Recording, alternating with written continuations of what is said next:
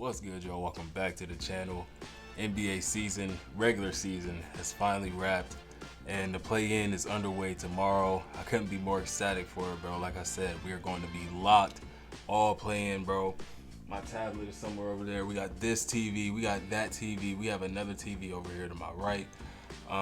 This phone, and my laptop. We are going to be locked in this entire postseason, bro. And videos are definitely going to be coming not as soon as the game is over, because obviously I have to record it and edit it and upload it. But the night of or the morning after, we're definitely getting videos uploaded, just like we were on last year. That was where we grew a majority of our, community. So let me fix this camera real quick. Quick adjustment. But yeah, like I was saying, man, I couldn't be more ecstatic, bro. If you new around here and you enjoy basketball, that's what we do around here. I'm not wearing my Enjoy hat today. We got the NBA U on. Shout out to them as well. But yeah, subscribe. That's what we do around here. We enjoy basketball. We talk basketball. We watch basketball. We play 2K. We upload those videos. It's a basketball-centric channel. So yeah, go ahead, subscribe. Definitely, you want to be locked in on this push that we about to have over the postseason. We're going to keep y'all updated on everything that's going on, whether it's injuries, suspensions, everything. We got y'all covered. So this is the place you're going to want to be. Go ahead and hit that subscribe button, man. All right, let's get into the bulk, the meat and potatoes of the episode, or the video. This isn't the podcast.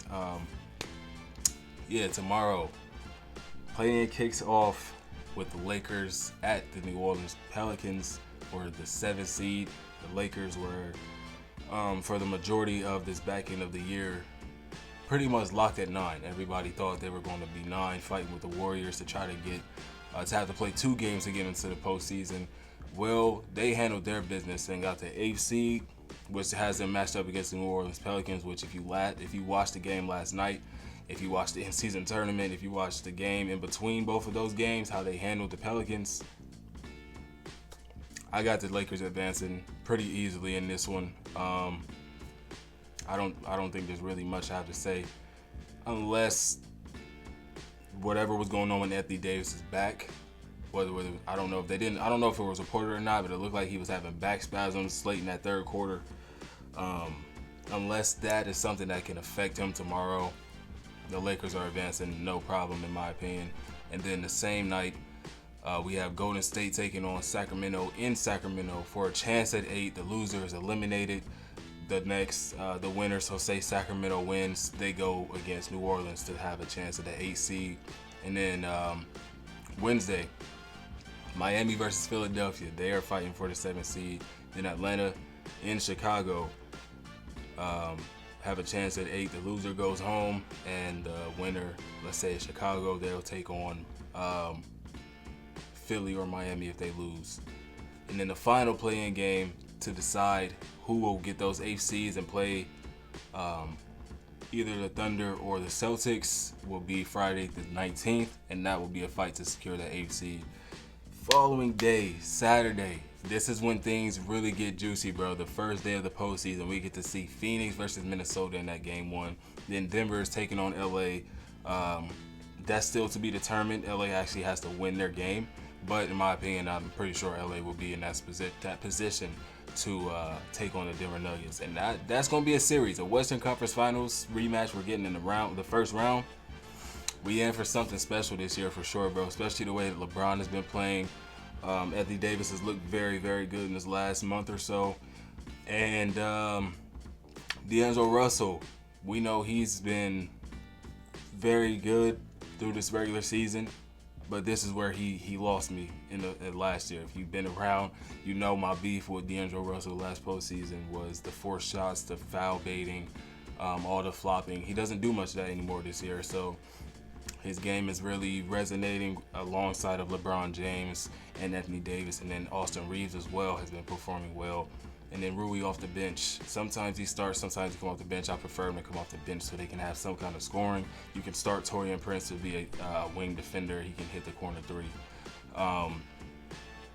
Cleveland versus Orlando as well. That's a 4-5 matchup. And then New York yesterday beat Chicago in overtime. That was a hell of a game, bro. Jalen Brunson did his thing. They beat them in overtime by 1 point to secure the 2 seed after the Bucks lost their game to the Mavericks. At Magic got absolutely embarrassed. So they'll be taking on either Philly or Miami, whoever wins that seven seeded matchup. And then the 1-seeded OKC Thunder the next day on Sunday will be taking on Golden State or Sacramento, whoever wins that. Then the Clippers taking on Dallas 4-5 matchup, 3-6 matchup, Milwaukee versus Indiana. That one's gonna be some smoke. It's gonna be some smoke in this one for sure, bro. Milwaukee could lose in the first round, bro. We're gonna get to that later, bro. We are definitely gonna get to that in a second. And then Boston, this one is wide open. I don't know who the hell is the better team out of Philly and Miami.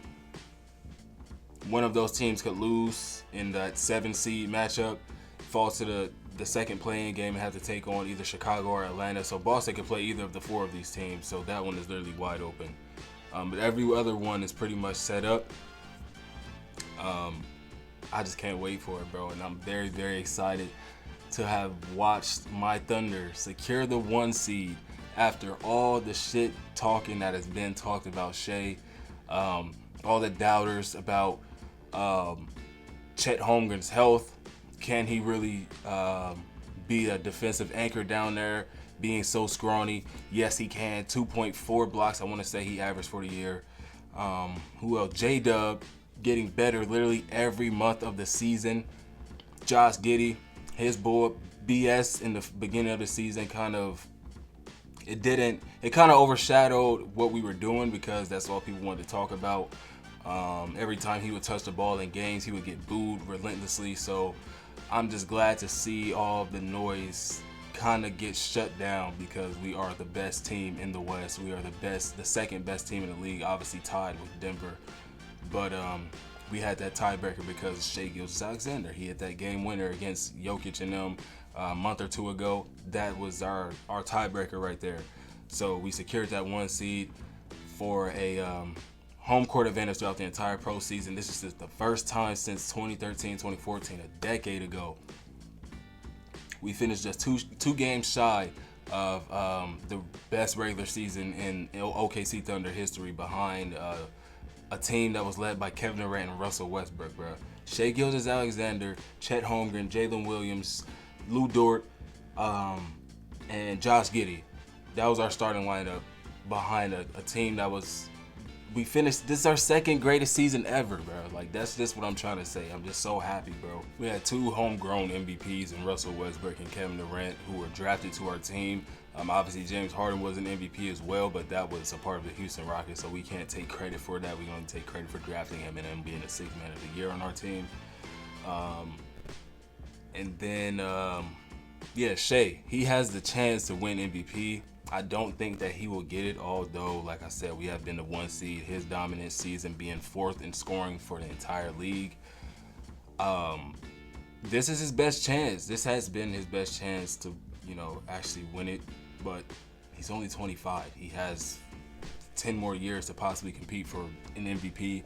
But you do have Luka Doncic still in the league, Jokic, Giannis, Wemby. There's all these guys in the league. So this might be Shai's best chance at winning the MVP if we're being 1,000,000% real.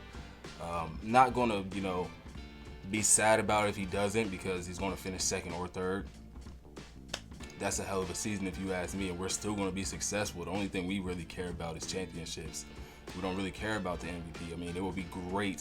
It would be amazing if Shai won it. I would be ecstatic. But we don't really think the championships, you know what I mean? But back to my original point, not only are we the 1 seed, this is an NBA record-breaking 1 seed as the youngest team to have ever done so at an average age of 23.9. This is one of the youngest scorers in the entire league. I think we're like 3rd maybe of the youngest teams in the league. Although we are performing very, very well, don't have many not heavy expectations on this team, if I'm just being completely honest, just because we are so young.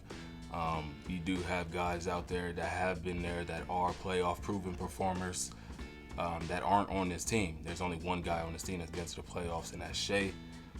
But no. We have a couple other guys. We were in a bubble. We were in a playoffs. So Lou Dort has been in the playoffs as well. So we got a few guys, but I like our chances. I really, really like our chances. The way that this team plays together, the confidence that they all instill into each other. This is probably the most tight-knit group in the league, if we're being real, bro. I don't, like I said, not heavily expectations on this team, but we advance through the first round, which I'm pretty sure we will. We get to the second round. I like our chances against the Clippers if they beat the Dallas Mavericks, which they have historically done the past few times that they have matched up. I like our chances against the Clippers. You give us the Mavericks, it's a different story. We are 2-1 against the Clippers on the season, where we had very, very good performances, and we held them to. We won 2 of our games by 15 or more. But against the Dallas Mavericks, there were dogfights. We won our game last night where they sat Luka and Kyrie, so that one doesn't really count. We beat them by 50, so that one doesn't really count. But the other 2 games, we are up 2-1 on them. So we have the advantage in regular season games, but the postseason is a different beast. You got Kawhi Leonard and Paul George over there, James Harden, Russell Westbrook, and then Luka Doncic and Kyrie Irving. So we may be a second-round exit. I'm knocking on wood right now. Definitely want to advance at least to the conference finals. If we can make it to the NBA finals, we got our work cut out for us with Boston for sure. If they get there, that's the team, obviously the best team in the league right now. So they have the highest chance, the highest odds to get there and win it. So yeah, we just gonna see what happens though. But I'm definitely excited to see my team look as good as they have and make it to where we have been. But like I said, to close out the video, man, let's talk about the Bucks a little bit, bro. They made the trade for Dame in the offseason, and they were immediately looked at as one of the favorites outside of Phoenix, Boston, obviously Denver repeating to win the championship because of the star power of Damian Lillard and Giannis. Phoenix had just made the trade for Bradley Beal. Obviously, Denver just won the championship, and then Boston bolstering up with KP and Drew. The only team that really lived up to that would be the Celtics. I mean, the Denver Nuggets were tied for the best record out west, but it was expected. You know what I mean? Pretty much. But as far as postseason goes, success of expectations, I don't have any for the Milwaukee Bucks, bro. I find it very interesting how they began the season 30-13, and we've had this conversation before on this channel. Under Adrian Griffin, they were 30-13. Doc Rivers, a guy who he had mentoring him and who he confided in to help him be a better coach from a more respected coach in the league. Once he's fired, he's replaced by that man, and that man is Doc Rivers, who has been absolutely an atrocity for the Milwaukee Bucks, bro. Like, there have been stretches where the Bucks have looked good, 5-game, 6, maybe even 7-game win streak, but they have lost so many bad games to bad teams. They were doing that with Adrian Griffin. They were battling with the Pistons on back-to-back games with Adrian Griffin. They were battling with the Grizzlies with Adrian Griffin. So it's really personnel as well, but as well as the coaching. How you go from 30-13, the second best offense in the league, battling for number one, legit battling for number one with Boston for that first 43 games. And then Doc Rivers comes in and they're a below 500 team of 19-20. They were 19-20 in Doc Rivers' 39 games that he coached there. That is disgusting. And y'all really want me to have faith in this team that they can be a champion? When Boston's playing how they're playing, when New York is playing how they're playing, when you got them going against Indiana, who we know got smoke for them. Just because it's Dame and Giannis don't mean that it's guaranteed. They might not even get out the first round, bro. And that's just blatant truth. They might not get out the first round. I'm going to leave it there, bro. I'm going to leave it there. Like I said, we got play-in games tomorrow. We got them on Wednesday, so we definitely getting some videos out for both of those days. I'm off of work the next 3 days, so it's up, baby. It's up. I appreciate y'all tuning in. Go ahead and hit that subscribe button, man. I will see y'all in the next one tomorrow evening or maybe the next following morning. Just depends on if I'm tired or not when the games are over. I'll catch y'all, though. Peace.